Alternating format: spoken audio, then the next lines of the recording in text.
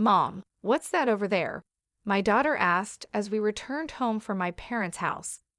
We were met with piles of trash bags in front of our entrance. As we got closer, I realized these bags contained our belongings, thrown together carelessly like trash. Confused, I exclaimed, "What's this? Why is this happening?" My daughter tearfully pulled out her beloved stuffed animal from one of the bags and hugged it tightly. Frustrated, I marched towards the entrance, only to find the locks had been changed while we were out.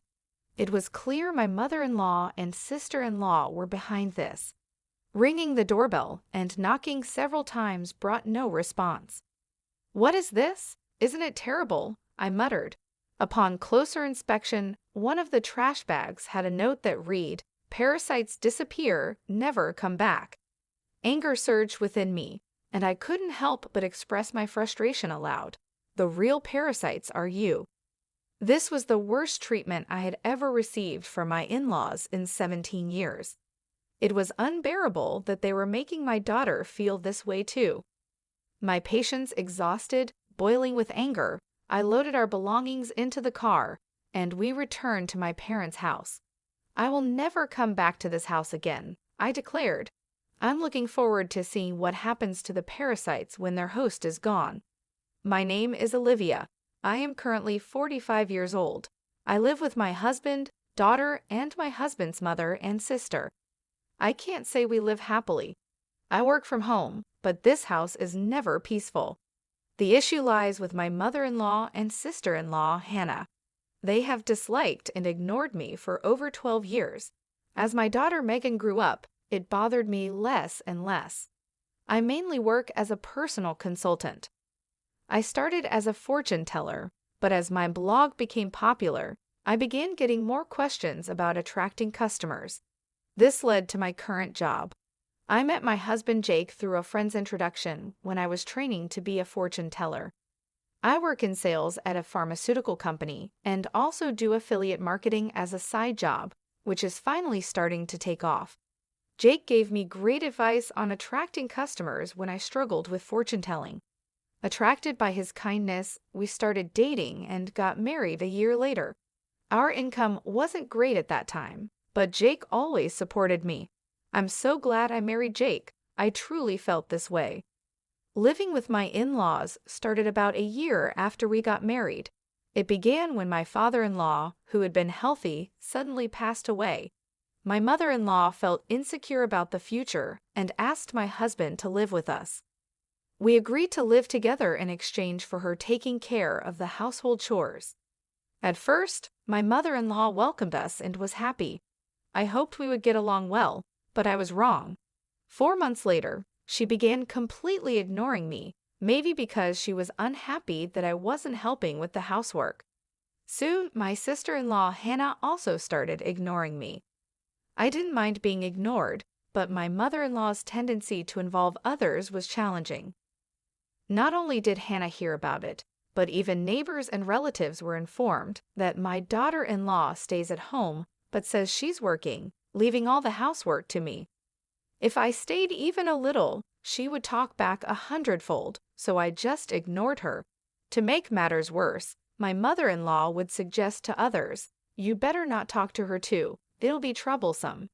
As a result, people around the in-law house began giving me only cold responses to my greetings.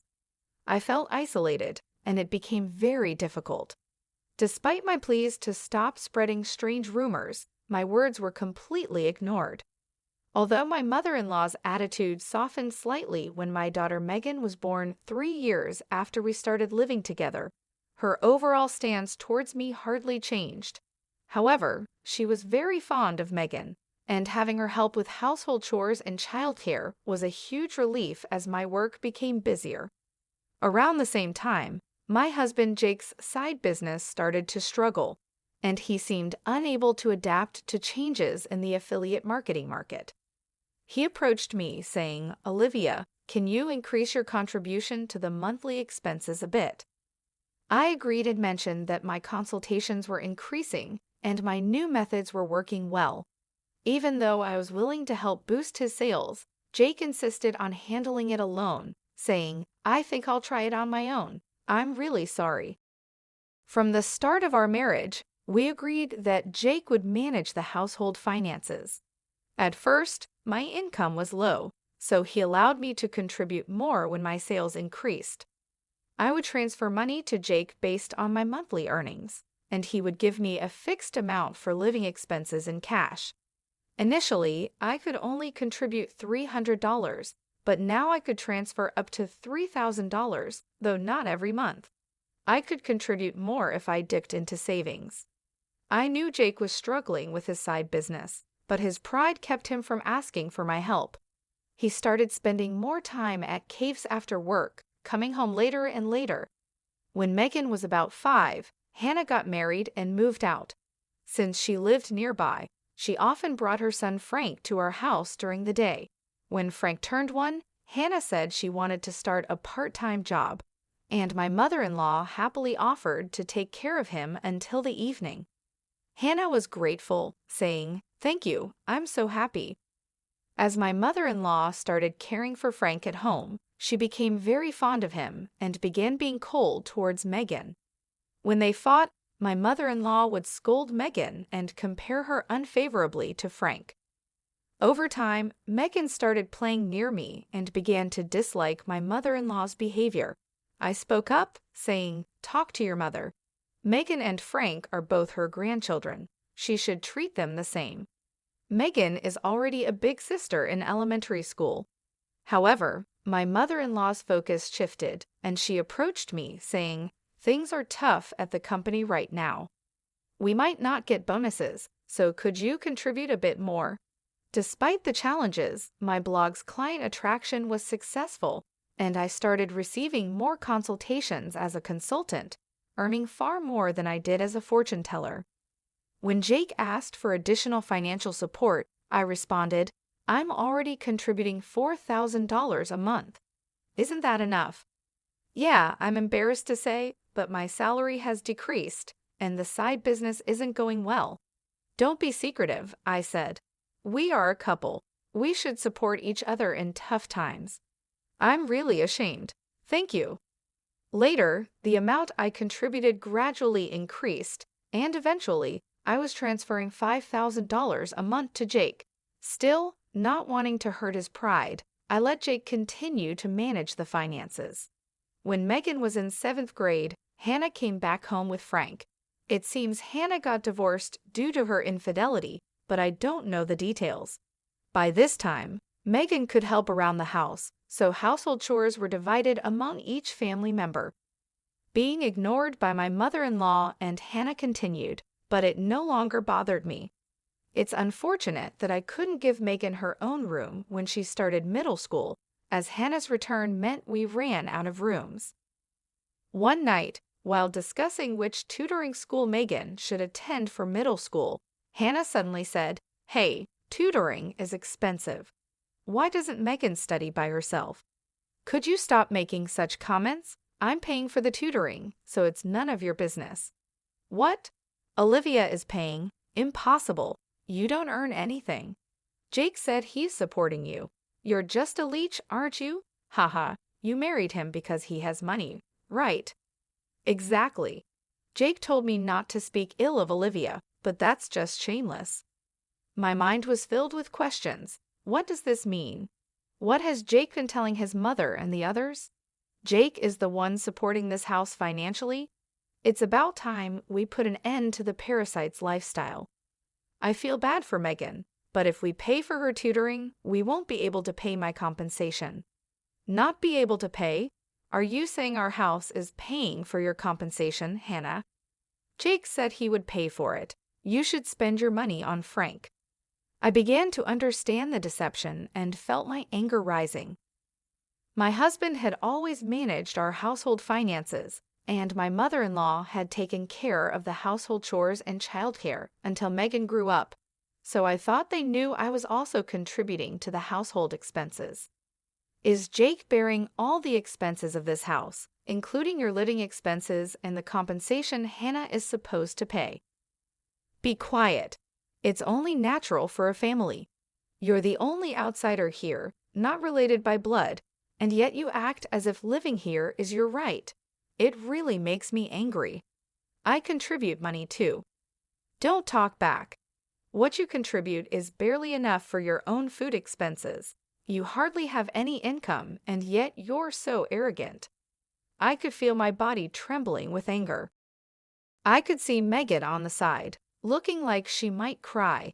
I knew Jake had a lot of pride, but I never thought it would be this bad.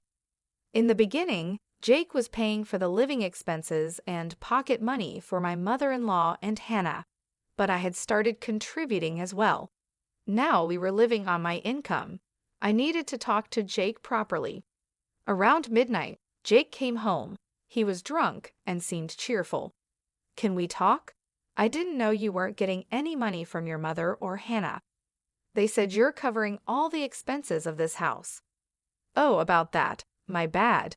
It's a matter of pride as a man, you know. When we started living together, I was paying for everything.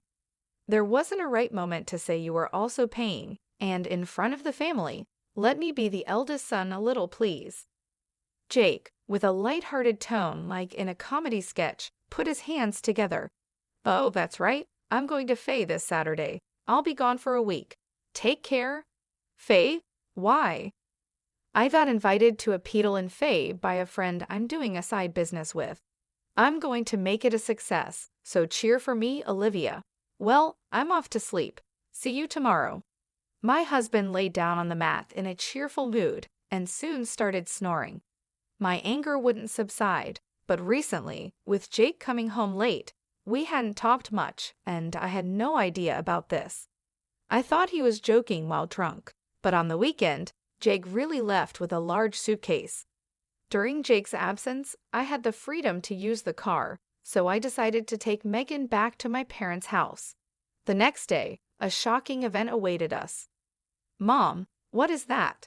When Megan and I returned from my parents' house, there were piles of trash bags in front of the entrance. Upon closer inspection, these bags contained mine and Megan's belongings, carelessly packed like real trash. What is this? Why is this happening? I don't understand.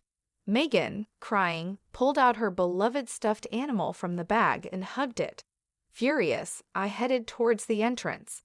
Has the lock changed? It seemed that the locks had been changed while we were out. This must be the work of my mother-in-law and sister-in-law Hannah. I rang the doorbell and knocked several times, but no one came out.